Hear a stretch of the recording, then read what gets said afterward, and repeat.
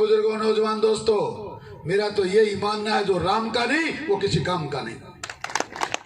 मोदी वो नाम है जिसने मात्र 10 साल के अंदर हिंदुस्तान को सीमाओं के अंदर, सीमाओं के बाहर इतना सुरक्षित कर दिया, पूरी दुनिया आज हिंदुस्तान का लोहा मानती है।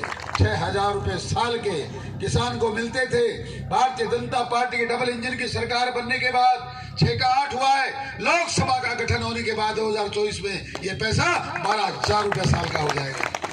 जो कहते थे इंडिया ही भारत है, इंदिरा ही भारत है, भारत ही इंदिरा है, जो कहती थी मैं गरीबी मिटाऊंगी, खुद चली गई, गरीबी नहीं मिटा पाई।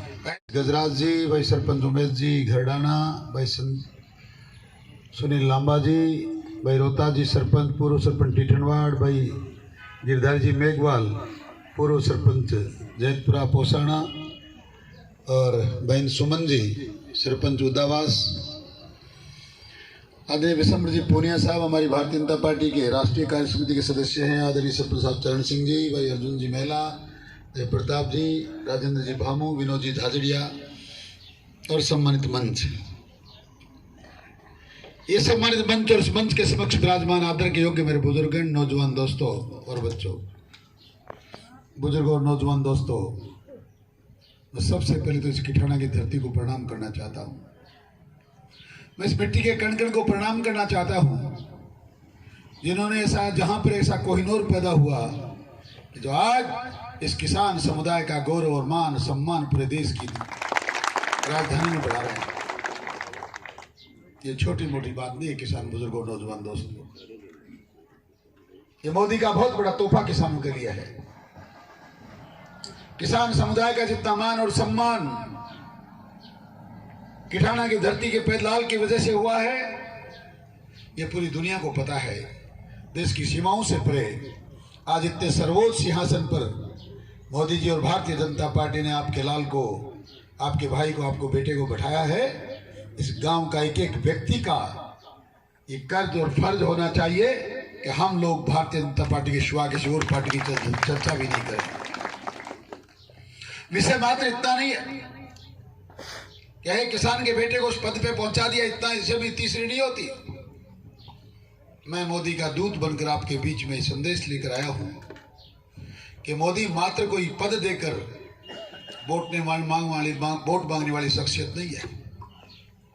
मोदी वो नाम है जिसने मात्र 10 साल के अंदर हिंदुस्तान को सीमाओं के अंदर, सीमाओं के बाहर इतना सुरक्षित कर दिया, पूरी दुनिया आज हिंदुस्तान का लोहा मानती है।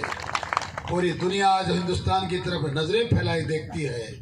ऐ किसान बुजुर्गों, नौजवान दोस्तों, हमारा परिवार, हमारा बेटा, हमारा भाई तो उपराष्ट्रपति बना ही बना।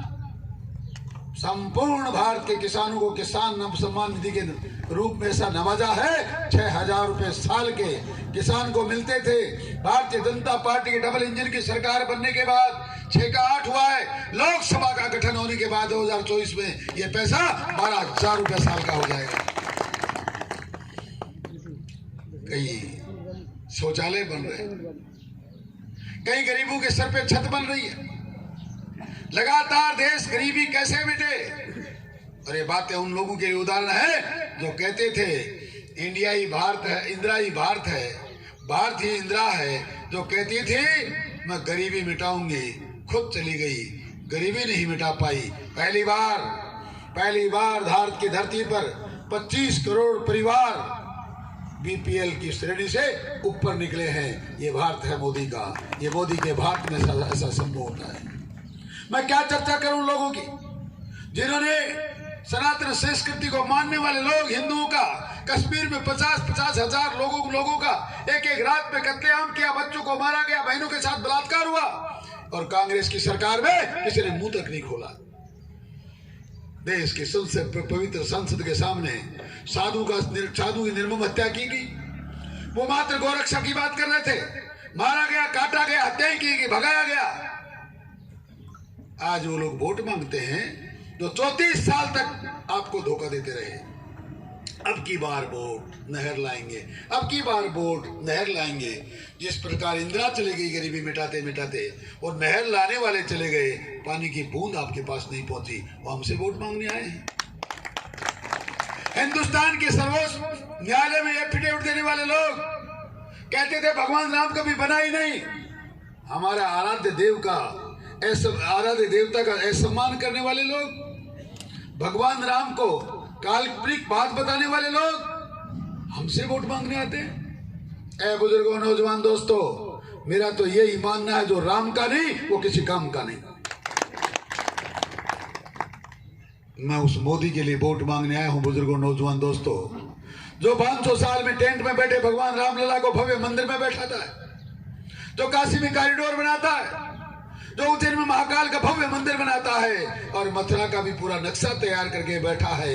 कब आचार संहिता टूटे, कब भारत का गठन, लोकसभा का गठन हो, मैं मथुरा में भव्य आलीशान मंदिर बनाऊं। मात्र मंदिर बनाने वाले लोग नहीं हम बुजुर्गों, नौजवान दोस्तों, मंदिर भी बनाते हैं तो अस्त्र शस्त्र भी बनाते हैं। वो भारत जो 10 साल पहले तक बंदूक की गोली तक आयात करता था, मैं उस भारत के मोदी के लिए वोट मांगने आया हूं, जो 38,000 करोड़ रुपए के अस्त्र शस्त्र साल में निर्यात करता है, सीमाओं की सुरक्षा करता है। 60 साल के कांग्रेस के शासन में 39 लोगों के नाम है मेरे पास। कोई कैप्टन था, कोई मेजर था, कोई ब्रिगेडियर था, कोई कमांडर था, किसी ना किसी हादसे में पाकिस्तान की धरती पर चला गया, किसी का प्लेन क्रैश हुआ, कोई युद्ध वार में पकड़ा गया, कोई जासूसी के चक्कर में पकड़ा गया। ये नपुंसक कांग्रेस की सरकार एक भी हमारे भाई को वापस नहीं ला पाई। 39 में से एक वापस नहीं आया। 10 साल के कालखंड में एक दिन गलती से प्लेन क्रैश होके इस देश का एक पायलट, एक सुपुत्र, एक नौजवान अभिनंदन वहां गिरा था। पता चलने के बाद देश की सेना के सर्वोच्च पद पर आसीन होकर उसको हेडक्वार्टर के कंट्रोल रूम में बैठकर मोदी तब तक नहीं रुका जब तक ये कहा, अभिनंदन जब तक भारत में सुरक्षित नहीं आएगा, मोदी ना पानी पिएगा ना चाय पिएगा। और 12 घंटे में पाकिस्तान वालों को यूएनओ ने कहा, अमेरिका ने कहा, सबको आंख दिखाई। मोदी से कहा, साहब हमसे हमारे बस की बात नहीं। मोदी ने कहा, मैं किसी यूएनओ से भीख नहीं मांगता, मैं किसी अमेरिका की सहायता नहीं मांगता।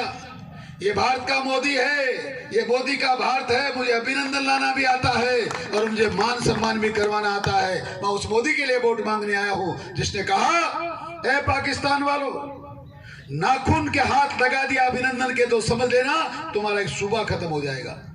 अभिनंदन पे कुठाराघात किया तो आधा पाकिस्तान खत्म हो जाएगा।